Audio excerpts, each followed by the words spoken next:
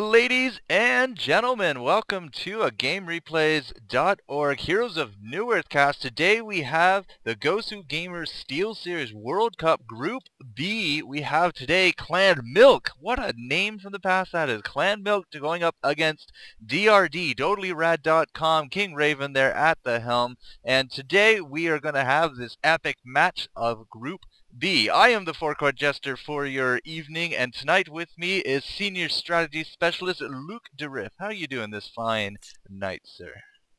Well, it's actually in the morning for me. It's like 2 a.m., but I'm doing really well, and I hope this is going to be an awesome game because I love awesome games. And you just said we looked at the players, and you said there were some really old names, in there. Would you elaborate on that, Jester?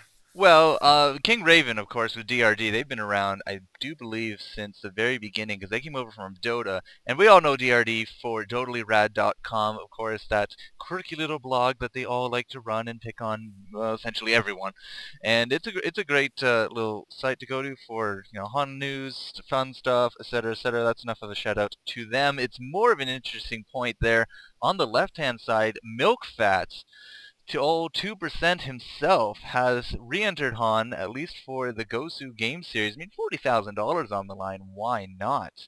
And he has, created a team for today. Milkfat Mad Fred. Mad Fred is actually a name I'm unfamiliar with, but the next name, Cakes, that is a name I am extremely familiar with. Back during the early days of beta, I do believe he was up there with, We Heart Pigs with Chew. He was up there with Clan 5, Check 6, and all that jazz. He was a great behemoth player back in the day, way before Striders, way before Chalice, doing some great support, and a lot of work went into his behemoth. He was probably at some point regarded as the top behemoth player in the world. And that's all I can really mention about him. ZZ Rick is another older name, and of course Pan Man. Everyone sees his name everywhere, and if it's a shout out, it's a shout out going to Pan Man. Every forum I've seen with a shout out has a shout out to Pan Man in it. So a lot of old names in this game. Oh, that sounds interesting. I didn't know. I always thought that back in the day, with Load and Weird Pig, Speakit was the best behemoth player. He used to play a ton of a roaming behemoth that Weird Pigs or Load like to run a lot. But if you say he was, then I will believe you, In my Jester. opinion, he was really up there, and then he kind of just, I don't know, disappeared for a while right out of the competitive scene. It's good to see he's kept his PSR up, and it's really good to see him here. I hope he gets Behemoth, because that would just make my day. But that's just me. That is Oh just yeah. me. So I love Behemoth. You know why I love Behemoth? why? He's got the most badass hero model. He's a giant walking, what is he? A giant walking what? Cow Cow. with a tree. The giant walking cow with a tree stump in his hand. That's awesome, don't you think? Maybe it's probably more accurate to say a tree trunk in his hand more than a stump. Yeah. But no, he's a massive character model, one of the bigger ones in the game. Who else could compare to him? Balfagor, perhaps. Pebbles, especially level 3 Ultimate Pebbles, is pretty up there as well. Some big character models in this game. So yeah, I've always liked Kraken. the Behemoth model myself as well. But I could never really say what he was. See, there's another shout out to Pan Man right here by Mad Fred. Shout out to Pan Man. Oh yeah, I see. Everyone does that. I don't know why, but they do. Everyone loves that guy. Yeah, it's probably just a thing that you do. We should do shoutouts to Panman.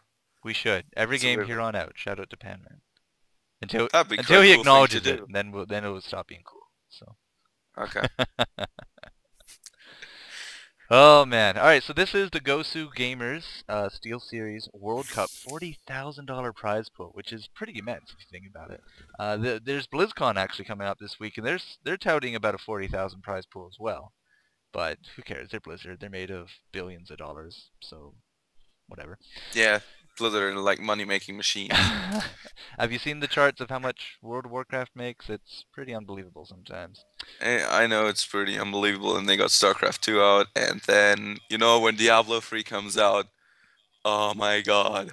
Yeah, we're gonna lose you to the Diablo 3 department of game replays. You're just gonna be gone. If they ever make one, I'll be admin.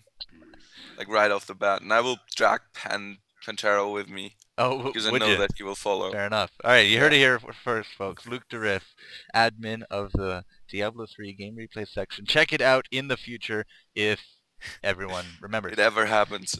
Anyways, all Uh, that preamble aside, we do have the bands actually finished up here. So what do we have for bands here, sir? we have Swiftblade, Flint Beastwood, Plague Rider, Dr. Repulsor, Devourer, and Magnus, and these are really odd bands. And just looking who banned who, because some of those bands seem to be really old school. For example, that Plague Rider is not banned anymore because he's not that strong in the tri-lane and he doesn't work out that well. And the Magnus ban was quite popular for some time, but probably one of the teams who banned Magnus actually. It was MilkFat that banned Magnus. Yeah, and probably just MilkFat not being up to date because all those bands seem to be pretty like old school and not fitting the current meta game. I can kind of understand Swiftblade because he works pretty well in the tri lane, but still not really a very reasonable band, Well, the I last think. game I ever saw MilkFat in was during the game replays game where he lost with his push strat because, of course, push strats was popular back during his time. He came back for this. Of course, the metagame had shifted. We'd gone up to the ganking. So those points aside, he is probably well aware that it's a ganking metagame right now. And, I mean, Magmus, sure, fine, he's out of the way. But who else did MilkFat there ban? He also banned Plague Rider Dr. Repulsor. Dr. Repulsor, of course, has been banned, I think, every game I've casted over the last month. So he has to have some kind of plan going on here. Getting rid of the two supports like Plague Rider and Magmus, that's a lot of AoE canceled that could be possible on the other team. But I think that there's still like in HoN there's just technically a ton of AoE damage on many heroes, and I think just taking them out, and I think especially like Plague Rider, he's not a regular pick. And you just it just don't ban something that is not most likely not gonna be picked up anyway. As I said, they might have a reason for it. I mean, Magnus is great for the initiation aspect. So is the Yeah, Doctor definitely. Repulsor. The Flint, I wouldn't say for the initiation, but of course they were banned. Flint was banned out of DRD's pockets. So I mean, whatever. Flint's a really strong hero. Blah blah blah.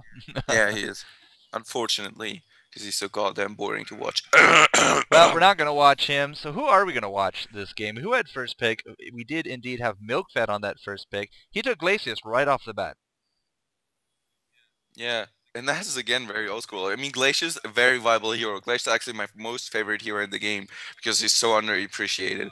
But he, you don't pick Glacier's first pick anymore, really, especially if you have like Thunderbringer still in the pool, who is just so strong at the moment, or something like Soulsteer. Really strong heroes that you normally go first pick. Hellbringer. I just really feel that Milk are not taking this really serious. I just maybe they will make me eat my words, but I kind of have the feeling that they go for a relatively old school strat. However, they pick up Andromeda and Pandemonium, which is kind of a new thing. Andromeda has really gained popularity with the tri lane because he works extremely well in that tri lane and Pandemonium. Of course, MSI doing that for I don't know how long they did it, but making that Pandemonium really Yep, yep, yep. popular. No, they really kind of did popularize the whole Pandemonium tri-lane, and it kind of spread like wildfire. We have seen it been defeated, however, on and off, so we'll have to see how it goes. But putting an Andromeda with a Glacis to the Panda, sure, Wretched Hag, of course, is a great pick for that long lane, being able to teleport into the trees, rack up the experience, mostly stay safe. There are obviously the exceptions, but she's a very viable hero for that long lane simply because of her survivability, leveling up that Blink first, or I believe it's Flash. And Arachna, of course, sounds very akin to a great solo mid. So, Yeah, it's most likely going to be a trial lane because Milk played a lot of Dota, and Dota, yep, yep. trial lanes are very popular in Dota as well, as at least as far as I know. And now we're just gonna go the Hellworld lineup, and they have Thunderbringer, Soulsteer, and Amphora, Hammerstorm, and Voodoo Jester really not opting for a very strong late game team. I mean, of course, Hammerstorm can get if he gets very well farmed. then he can be absolutely devastating. But normally he's more played in that initiator, semi-carry type of role. And other than that, we don't really see something, carry like apart from Solstier, who I just consider to be a DPS powerhouse in mid game and then transitions into kind of a carry later on, just simply because of his insane farming power. But this is really a mid game orientated team. They really want to take that in the mid game and destroy the entire Legion team there. I'm going to go with a yes on that regard. I do notice, however, the last 3 heroes they've picked up, stun, stun, stun. That's a triple stun team. Now, what do we got for kind of stuns on the Legion? We do have that Andromeda, and we do have the Pandemonium Disables. Of course, we do have some slows coming out of, well, all three. The rest of them, Wretched Hag, Arachna, Glacius. But I can really see Nymphora being utilized very well here as a gank squad. Jump out in front of where someone's projected to be, take 2 stunners with you, triple stun, and let either Soulstealer or Thunderbringer clean them up. That's kind of how I see their reasoning going down here. It looks very strong to me, especially as you said, early to mid game seems to be the aim, and looking at the Legion side, the only real scalability hero they got there, well, you could really kind of consider the Panda, but it's really that Arachna that's going to just get much better with time. Yeah, when it really comes to late game, Arachna is going to be very strong, and I think Panda's ability to carry is actually underrated. I think he's a very strong carry. He's not like in the league of something like Kronos or a farm Dark Lady, but he's definitely a strong carry. And if it comes to late game, I see that really going in the favor of Milk if they can hold on in the mid game. If they absolutely get destroyed in the mid game, which can that can happen. Well, speaking of getting destroyed, Glacius there Yeah. goes down, no problem to this tri-lane setup, and really, that's a Milk Fat. Milk Fat just got first blooded here, right at the rune spawning. Who got that rune? It is Top for that Wretched Hag, since it's not going to be a very useful rune to her, but that's a GG from Dagius. Of course, we all know Dagius, so I hope everyone has fun with that chat today. I'm just going to give 1 sec here, Luke. Okay, good to go. So, All right. yeah, Milk Fat goes down really quick to, again, it's a triple stun lane.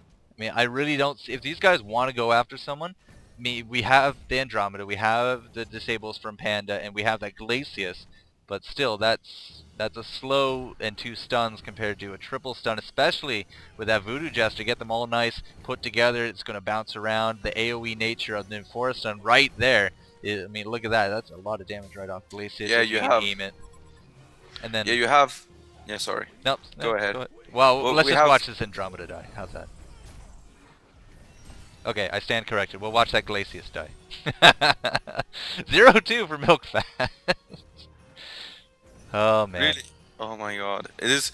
If you're playing Glacius, then you have to play very cautiously throughout the entire game because he's so squishy. He's got very bad movement speed, 290 movement speed. I believe he's got very low starting strength gain and starting HP, and he's got shitty base armor and agility gain. So he will stay squishy no matter what you do. So positioning is really one of the most crucial things you have to do with Glacius, and Milkfat just getting caught here right 2 times in the beginning of the game is just not good, to say it in nice words. To say it very bluntly, very politely, Yeah. without embellishing, right, not good. I'll go with that.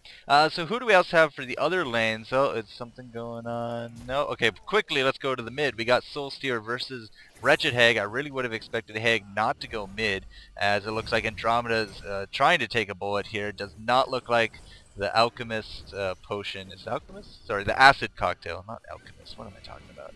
That will not reach that Andromeda, so she will live. But again, the triple stun nature, I mean, they're all AoE stuns too. The Acid Cocktail, the Giant Hammer, which is actually called just Hammer Throw, and there's the combo from that Nymphora to take down. It looks like they're really picking on this Milkfat on purpose. That's what it looks like to me. They're going for him repeatedly. It has to be some kind of grudge thing, I think. But Yeah, but it seems to pay off, even though Voodoo Jester gets caught right now. But it seems to pay off because Milkfat doesn't watch his